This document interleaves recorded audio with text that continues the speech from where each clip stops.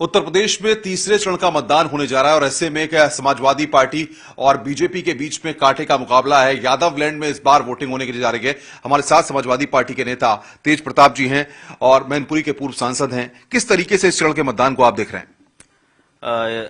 First और second phase के बाद में तीसरा चरण बहुत इम्पोर्टेंट है और समाजवादी पार्टी 8-10 जिले ऐसे हैं जहां हमेशा पार्टी मजबूत रही और दो फेजेस के जो रुझान आ रहे हैं, जो खबरें आ रही हैं लोगों की, बहुत पॉजिटिव है और लोगों में ये भावना, ये विश्वास पैदा हो गया है कि सरकार समाजवादी पार्टी की बनने जा रही है।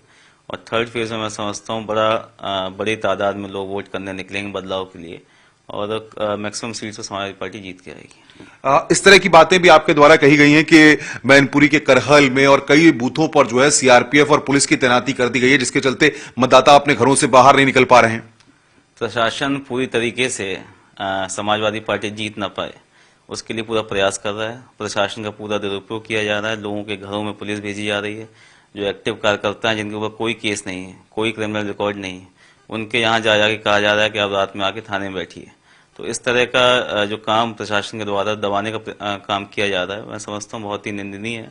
और कितना ही प्रयास बीजेपी कर ले, लेकिन जनता जब वोट करने उतरेगी और जनता जब बदलाव के लिए वोट करेगी तो निश्चित तौर पर बदलाव होगा। सबसे बड़ी बात यह कि चुनाव जो है वो हिजाब, माफिया और तमाम ऐसे मुद्दों पर डाइवर्ट हुआ है। तो आपका कन्वे किस तरीके से रहा पूरे इस पीरियड में? हम लोगों ने जो पुराने भाषण थे माननीय मुख्यमंत्री जी के और माननीय प्रधानमंत्री जी के, वो ऑडियो वीडियो दिखाए लोगों को, जिसमें 15 लाख रुपए का वादा किया गया था, 2 करोड़ नौकरियों का वादा किया गया था, स्मार्ट सिटीज विलेज की बात की गई थी, 1-1 लाख करोड़ का जो इंफ्रास्ट्रक्चर, जो इन्वेस्टमेंट आया था, वो जो वादे जितने किए मुख्यमंत्री जी ने, उन वादों में आज कोई भी वादा जमीन पर उतर के नहीं आया। तो उन चीज़ों को हम लोग जनता के बीच में लेके जा रहे हैं, जहाँ बेरोजगारी आज चरम सीमा पर है, महंगाई बढ़े जा रही है, सिलेंडर के दाम, पेट्रोल डीजल के दाम और कई चीज़ें ऐसी हैं जनता के सीधे सीधे मुद्दे हैं। उन मुद्दों को लेकर हम लोग जनता के बीच में जा रहे हैं और जनता भी इस बात को समझ रही है कि 5-6 साल से 5 साल प्रदेश में और 7-8 साल सेंटर से जो लगातार जुमले दिए जा रहे हैं, अब उसका कोई अंत नहीं है और लोग अब बदलाव चाह रहे हैं। जिस तरीके से आपने बूथ पे पुलिस की बात की, क्या आयोग से इस बारे में शिकायत करेंगे? कुछ चीजें प्रशासनिक अधिकारियों के संज्ञान में आप लाएंगे? बिल्कुल शिकायत की भी गई है और बीजेपी के जो नेता हैं यहाँ पर खुलेआम शराब और पैसा बांट रहे हैं। पुलिस उनका सहयोग कर रही है। शिकायत करने के बावजूद कोई कार्रवाई नहीं की गई। आज दोपहर को भी कल दोपहर में वीडियो शूट किया गया। भाजपा के 2 नेता पकड़े गए, गाड़ी में शराब मिली, गांव में बांट रहे थे। उसकी शिकायत पुलिस से की गई, लेकिन कोई कार्रवाई उसमें नहीं की गई। क्या मानते हैं, प्रशासन जो है पूरी तरह से भारतीय जनता पार्टी के नेताओं के और प्रत्याशियों के समर्थन में? बहुत दबाव में। यहाँ तक कि चुनावी ड्यूटियां जो लगाई गई वो भी जात विशेष के लोगों को बाहर किया गया, जिसका सरनेम देखने के बाद ड्यूटी लगाई गई।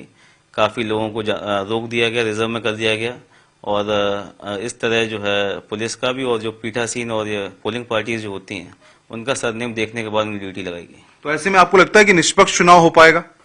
निष्पक्ष चुनाव की उम्मीद तो कम है, लेकिन जनता का जो वोट है वो पूरी तरीके से समाजवादी पार्टी के साथ में। करहल के मुकाबले को किस तरीके से देख रहे हैं? करहल में कोई मुकाबला ही नहीं है। समाजवादी पार्टी बहुत आगे है। भाजपा को प्रत्याशी नहीं मिल रहा था, जबरदस्ती केंद्रीय मंत्री को भेजा गया यहाँ पर, जिनका कोई कनेक्ट यहाँ से नहीं है और चुनाव लड़ने की बजाय डे 1 से एक्विजिशन करना शुरू कर दिया। अपने ऊपर अपनी गाड़ी तोड़कर और ये आरोप लगाया गया कि जनता ने उनके ऊपर हमला कर दिया, वोट नहीं मांगने दे रहे हैं। तमाम इस तरह के आरोप लगाकर वो जनता की सिंपैथी गेन करना चाह रहे हैं, लेकिन जनता जान रही है उनका ये जो भी ये कर रहे हैं, षड्यंत्र रचने का प्रयास कर रहे हैं, सब लोग समझ चुके थे और कहीं कोई पब्लिक जो उनके साथ में कोई किसी तरह का जो बहुमत नहीं है। क्या मानते हैं, जिस तरीके से ये कहा गया अमित शाह के द्वारा कि अखिलेश यादव शुरुआत में कह रहे थे कि करहल में सिर्फ पर्चा भरने के लिए आऊंगा, प्रचार करने के लिए नहीं आऊंगा, फिर भी समाजवादी पार्टी को ताकत झोंकनी पड़ी उस सीट पर? हर चुनाव में एक रैली करते हैं, चुनाव में भी एक रैली की, कहीं कोई स्पेशल एफर्ट नहीं किया गया। सभी विधानसभाओं में गए। नेताजी का चूंकि क्षेत्र है, नेताजी अस्वस्थ होने की वजह से ज़्यादा रैलियाँ नहीं कर सकते, तो उनकी जगह अखिलेश जी ने आगे रैलियाँ की। और ताकत झोंकने की बात तो एक प्रधानमंत्री जी को छोड़कर कोई नेता भाजपा का ऐसा नहीं है जो एक विधानसभा में 4-4 बार ना जा रहा हो। गृह मंत्री, रक्षा मंत्री, कैबिनेट मिनिस्टर्स, उनके राष्ट्रीय अध्यक्ष, तमाम हेलीकॉप्टर घूम रहे हैं हवा में।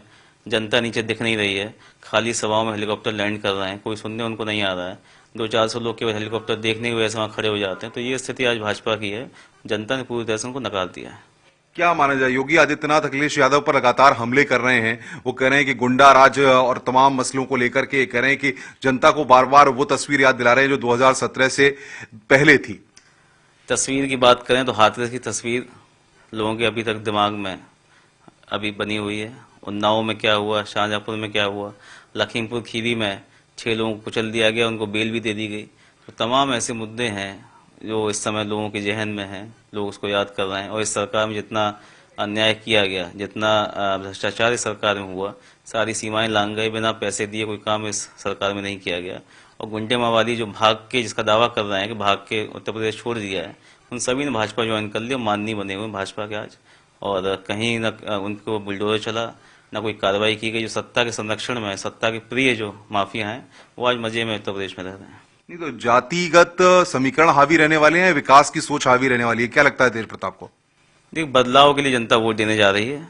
और जो 5 साल से लोग जो वादे करते आए, कोई काम इन्होंने किया नहीं। नफरत की राजनीति की, लोगों को लड़ाने का, बढ़ाने का जो प्रयास किया, अब जनता उससे ऊब चुकी है और इस बार पूरे विकास और बदलाव के लिए वोट देने जा रही है।